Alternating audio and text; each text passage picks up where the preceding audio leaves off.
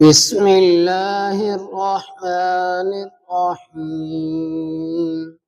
ويسألونك عن الجبال فقل ينسفها ربي نسفا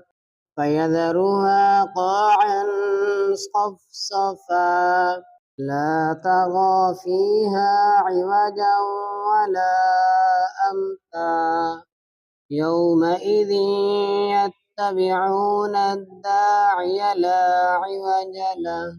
وخشعت الأصوات للرحمن فلا تسمع إلا همسا يومئذ لا تنفع الشفاعة إلا من أذن له الرحمن ورضي له قولا يعلم ما بين أيديهم وما خلفهم ولا يحيطون به علما وعنت الوجوه للحي القيوم وقد خاب من حمل ظلما ومن يعمل من الصالحات وهو مؤمن فلا يخاف ظلما ولا هضما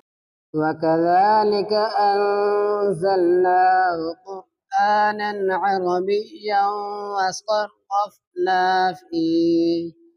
وصرفنا فيه من الوعيد لعلهم يتقون أو يحدث لهم ذكرا فتعالى الله الملك الحق